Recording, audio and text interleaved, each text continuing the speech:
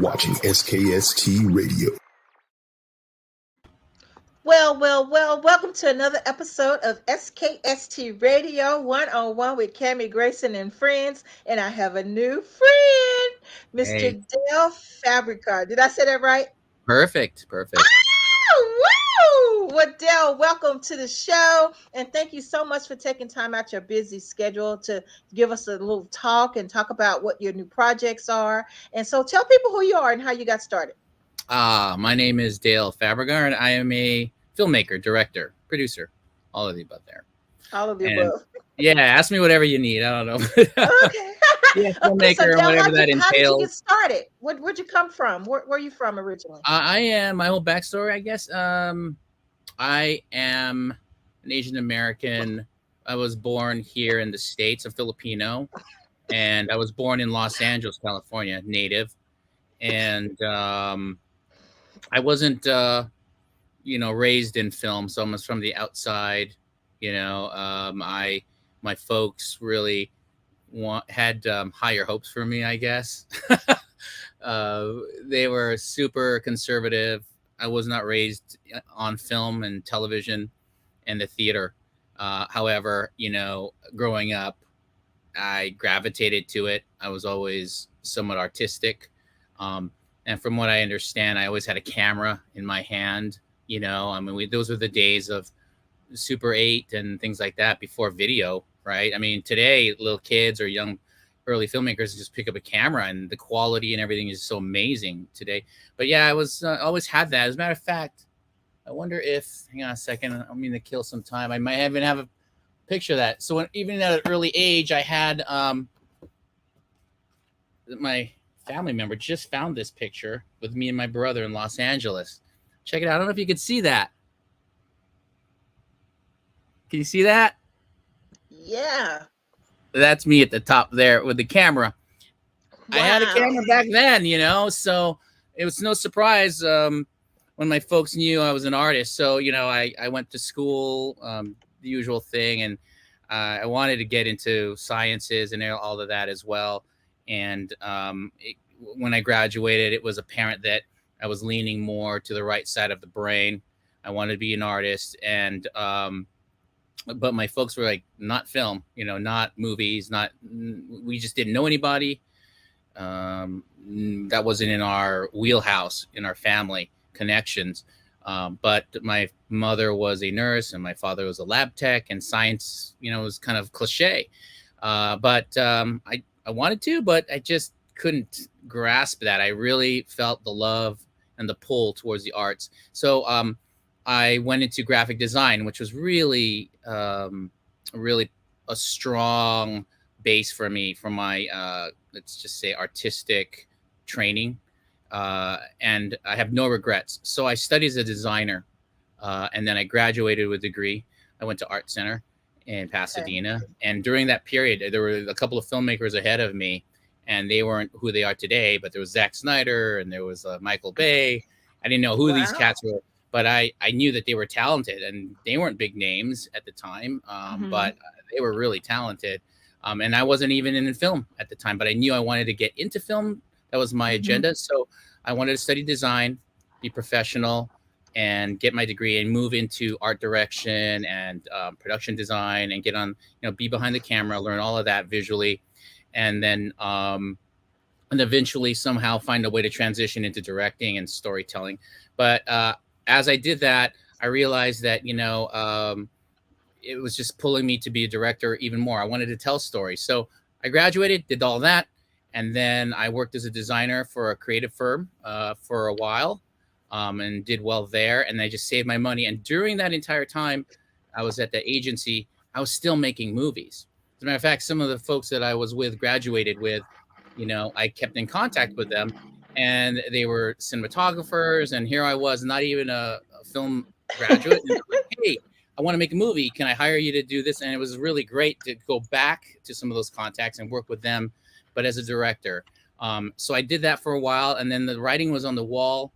I realized that, if I'm going to do this, I should do it more seriously and just commit to it, Right. And so I did a first film, and that was the days where it was all film. So I shot celluloid, and I did, and I wanted to see how that would work. And I figured jump in the fire, and if I'll know pretty well and be honest with myself how I feel about this entire process, and not just let me just try it. It was just like a full, as professional as I could be, hiring, casting, hiring a cinematographer, everyone. This wasn't just me doing all by myself at that point, because I had done videos and all that, but I said, I'm going to make a movie, a little short film, and see how I feel about that at the end of the process. And then when that was completed, it went really well, and it was received well. And I just knew that I enjoyed, there was something about working with actors that I also really appreciated and loved. And that was when I said, okay, I'm really committing to this. So I forget what year it was, but I just ended up telling my partners at the firm, I said, you know what, I'm going to transition into being a director now. And they said, I'll never forget, they sat me in the wall in the office, and they looked at me after I said that. And I thought they were going to say, you're crazy, man. Best of luck. But they sat there, and they were very supportive. They said, we were wondering it was about time. Oh, wow. So, yeah. So I love them for that. And we've always been in contact with them and been tight ever since. So leaving that industry, it's always come back as well. All that training, I still do a little bit of helping, consulting in the design side of things. And then I realized how many, I knew during that process that there were a lot of people that came out of advertising and design. It's just a different path, and I have no regrets other than I wish I could have done it sooner, knowing what I know now. I probably would have done it sooner and all of that. But and then I became a director, and I just made my other films, and one thing led to another, and I just kept doing it. And here I am. I guess it caught the eye of a few people and had a few opportunities. And I got to make these little movies here. So here I am talking to you, Cammie. Did I just bore you with all that detail? Like, who really cares? No, we all care. That's why you're here. We want to know. We want the dirt, Well, you got a never seen before picture. That's for sure. That was so cool. See, history. Yeah, there you go. So when you started this project is the Jersey Devil? Reed's Point. Yes. Okay, so Reed's Point is the name of it. So how did you get the story? How did it happen? Well, as a director, many times we do get stories that we feel really passionate about, that we want to bring to the screen, and we get those. It's really tough to kind of do that, but you get lucky to do that. In this case, I was lucky to be working with a producer that I had contact with already, and it's really their story. So they contacted me and said, hey, I got this project. And this project was a bit kind of special because it was a smaller project to begin with. And it also was featuring a new actor, a new talent that was coming, and her name was Sasha Ann. And her story was a bit like it was kind of a Make-A-Wish project.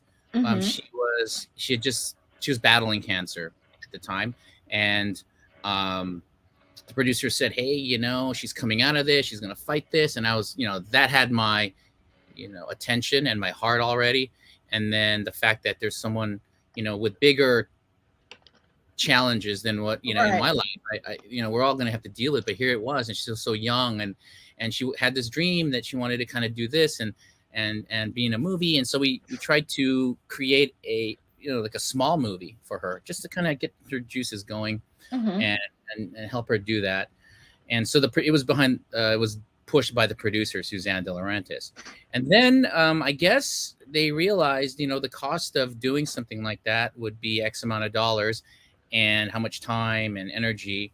And I guess they had the idea that, well, what if we made a small movie instead of a short film? Right. And it's not going to be easy for a lot of reasons. It's tough. It's demanding. It's sometimes a little crazy.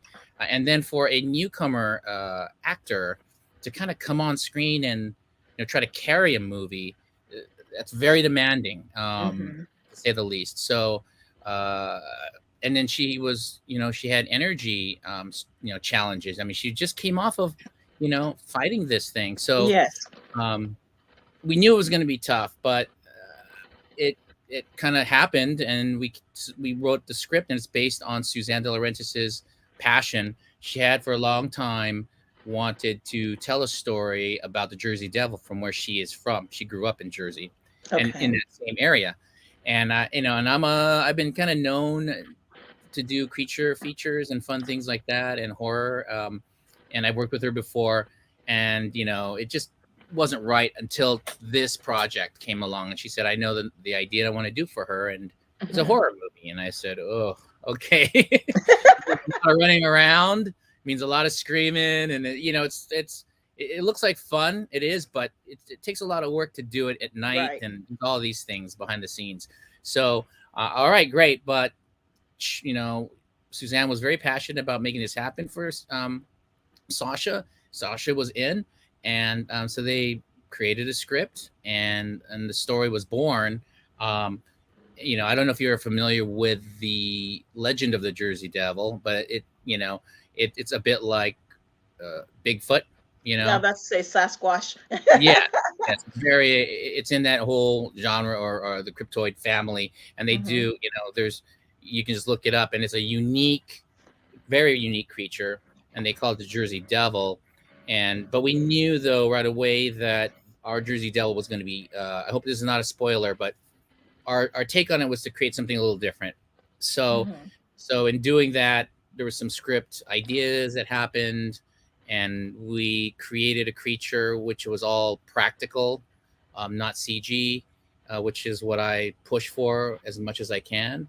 And we created that, and that's how it was born, basically. I mean, I don't know how much more detail we can go into it, but yeah, that's essentially how that happened and came about, is through Suzanne and that team. And then we did it. Was the COVID era, did that help hinder you at all? Somewhat. I would say it always does. It's not as easily flowing like it once was. It's a challenge in communication, and as a director, that's like the number one thing that you're always trying to do, is communicate not only with your actors but with the rest of your team, and at different levels. And when you're speaking and communicating with actors and folks, sometimes you hope to express things, and it's shorter and it's faster, but when you're covering half of your face, sometimes one third of the time you can't even understand, what did you say? Right. Say that again. Are you mad? Was that a compliment? Was that a right? So there's that barrier that popped up very often. But we never wanted to be dangerous. We tried to keep it as safe as possible, always as professional. The actors did remove their masks in the scene, and then but we, behind the camera, we wore it as much as possible. I tried to all the time. It always slip down or whatever, because you're sweating. I would go through maybe 3 or 4 masks a day.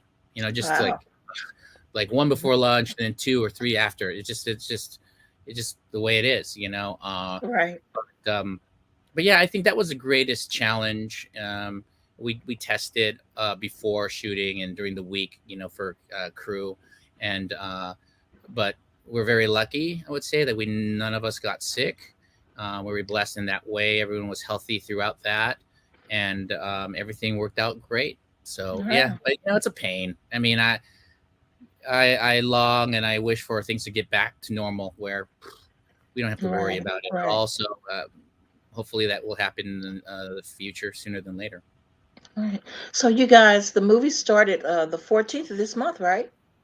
Yeah, it dropped just recently. Yep. So have you gotten good reviews so far, or how are you feeling about it so far? I've read none of them. Weeks. No, there's haters and there's fans. It's I know Suzanne is always, there's a review. I said, I don't want to hear reviews. It kind of messes with you a little bit. And I've done my fair share of, films where, because this is a small movie. This is not $1 million movie. And to be honest, we weren't sure. I mean, I just did it for Sasha. I did Right. it for her dream and to kind of do something to see what would happen. If she liked it, it didn't matter what's going to happen. But I didn't really have, illusions of this going to the big screen or, it's like it's going to be Mhm. done and whatever happens, happens. And I was just glad and honored to be a part of it and kind of bring the story and have her in the forefront, Wow. to be a part of that too. But, so, but Suzanne would, my producer, she would just want to read these reviews and that and yeah, we've heard a few, and it's been mixed, Mhm. and so I'm happy it's mixed, because you can't please everyone, and Exactly.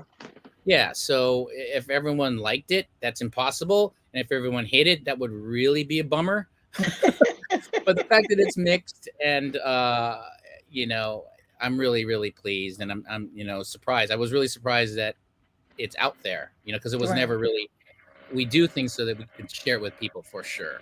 Right. And I think some of the actors and all the talent in there's some really good work in it too, but it gets buried under the, you know that it's low budget and it's horror, so not a lot of Mhm. people take it seriously. But it's a fun movie and there's some fun and good work in it as well too. So yeah, Yeah. So how can people see the movie? I believe it's online. It's streaming in different platforms. I think you can go to Amazon and take a look at it. As a matter of fact, my friend texted me from Hawaii this morning and said, "Hey, I just saw a trailer for your movie. Is this your movie?" And sent me a screenshot, and I said, "Yep, that's That's it. me. That's the one. Yeah, like it or not, it's out right now. So enjoy it. It's also available on DVD. So I guess you can order it if you're a fan of the hard copy. I think there's some Mhm. extras on the back of that, or DVD extras or something like that. Some That's people pretty love that. cool. But yeah, I mean, but it's out right now. It was Walmart, Best Buy, I know, and online for sure. Nice. So Dale, what's next for you? Right now, I'm in the process of, or I'm editing and finishing up a new comedy series. It's based on Okay. a book. Yeah, and it's a blast. It's a more uh, mature rating, but Mhm. it's about cats and dogs and the pet lovers that love them a little too much. So yeah, it's about, it's an animal show. So that was a Mhm. challenge and continues to be. And but it's a lot of fun. I mean, the animals just steal the show, and Mhm. it's based on a book by Jeff Lazarus, and he wrote a cat book and a dog book, and they were received really well. And so the idea got floated around to create a series idea based on these books and the love Mhm. of cats and dogs. But it's really about the owners and how crazy we are sometimes about our pets. And so that's what this is. And so we're just finishing that up right now. And that's really exciting. And then we're releasing a new feature that was shot right during the time or right before Reed's Point was. So a slightly bigger movie, and that one's called They Crawl Beneath, and that's going to be hitting, I believe, somewhere near, I don't know, like in October, somewhere around there. I think, I'm not Okay. sure, but it's another creature feature, and it's in the vein of, uh, like Tremors or Slither, Oh and yeah. So those are yeah, mine. Woo, I yeah. like So it's good like horror creepy fun. crawly Yeah. things, and a guy in a garage that's trapped, and then something happens to him. It's a lot of fun, and some great work in that too. It's a lot of fun too. It's cool. Yeah. Now, where did you shoot the Jersey Devil, Reed's Point? Where Uh-huh. Was it we actually shot? in Jersey? No, we some of the pieces of some establishing pieces were shot there, but because Mhm. of our budget, it's all make believe. It was primarily shot in Los Angeles. That was really hard. Wow. Yeah, it was really hard. When you're trying to capture woods and things like that, there aren't a lot of places, and then it's not like we have tons of money to go rent out the best, largest area to go film in here in Los Angeles, or Mhm. to just drive up the coast to Oregon, which is where I really wanted to shoot it. Just get just a lot of trees. So it was really harder to do. But we were able to find some locations that had a little bit of it. And Mhm. so my job was to make that look like an entire forest. Oh, So okay. yeah. So that was the fun part or the hard part where, I would literally have a nice section of trees and scary, area to light and make it moody.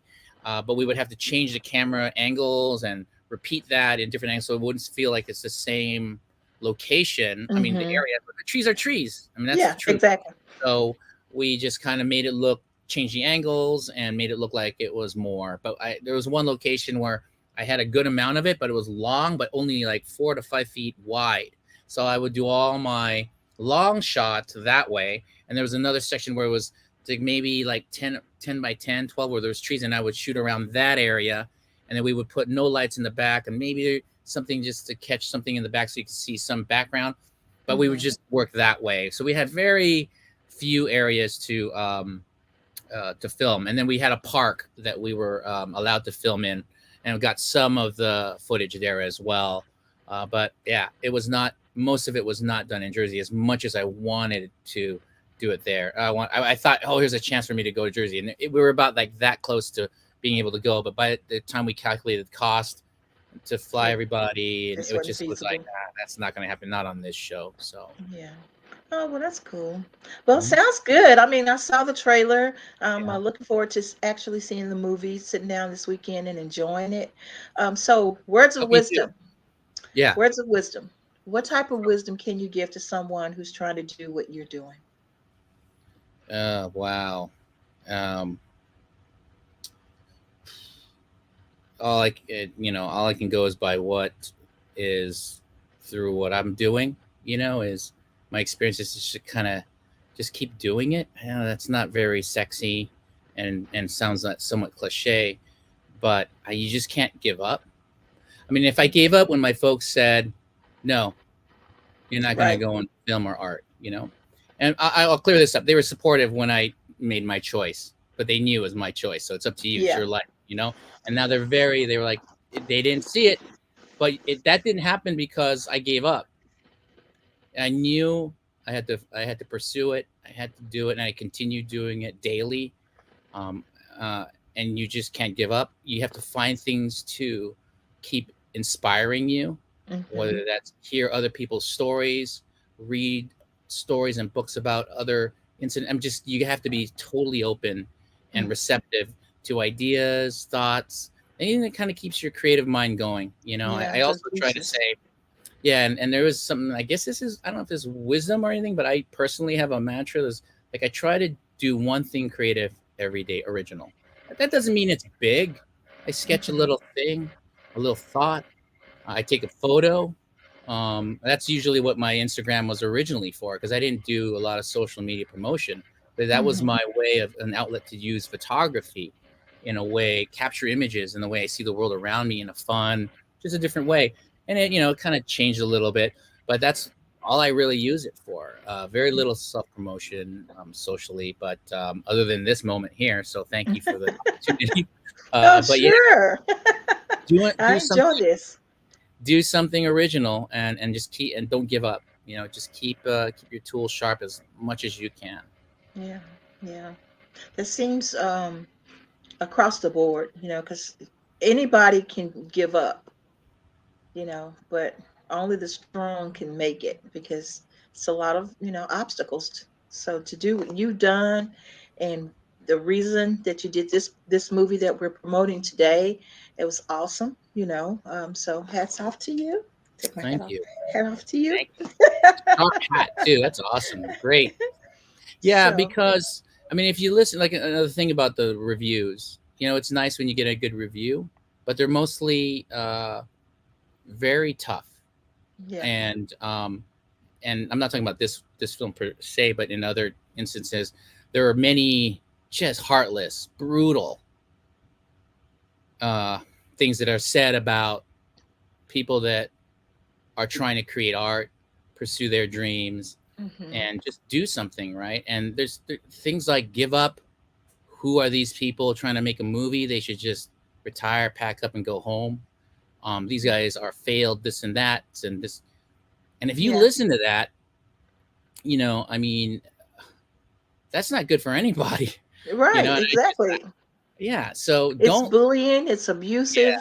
Exactly. It's just not what a positive person need to hear, That's right. or inspiring person need to hear. So I'm Right. with So you on that. again, don't, you can't listen to that. And I get it, it does take its toll. But then you also have to find good connections as well, as I recommend that. Work with a lot of other people. Like, a lot of where I'm at today too is because I allowed myself to work on projects that um, I got to meet new film craftspeople, like new cinematographers or a different art director and different actors. That was, it just builds on itself. It starts off Yeah. little and this, and oh, you got to work with that person. It was a great experience. I learned this from that person. Then that really starts building in your experience. And it's just all good, and different people have different routes and journeys into where they want to be. And for me, it's just, the journey at this point has been great. I wouldn't say it's easy by any means, but Right. again, you just keep creating and And keep hopefully going. and keep going. Yeah. Yeah. And Wow. entertaining, it's, that's why we do it. It's for fun at the end of the day. I mean, there's a time when you're going to do something, you have a message for sure. Mhm. But at the end of the day, it's still entertainment. I mean, people want to sometimes they want to brainlessly watch something. Sometimes they want to see something that's amazingly impressive. But you just want to entertain Right. people and tell more stories. So that's where I come from. And that's what we love about you. So thank you, and keep it going. Keep it going. Thank you. And so, we're here for you. I always tell everyone I'm in Virginia Beach. Okay. So if you ever in this neck of the woods, we're always there for you. Even if you're trying to film, need some boots on ground, Oh, good we're to here know. for you. We're here for you. No. So, Awesome. Dale, thank you for spending time with me. I know you have things to do. So thank you, thank you, thank you. And I hope to see you again soon. And good luck with all those projects. And this movie is going to be kick butt. So Oh, it'll thank be you, good. Cammie. Thank you so much. It was great being with you. And I look forward to seeing you on the next one. Take care. Thank you I'm so ready. much. Okay, All you right, too. All right. Cammie. Until All right. next week, guys. SKST Radio. Bye-bye.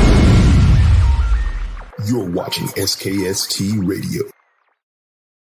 All right.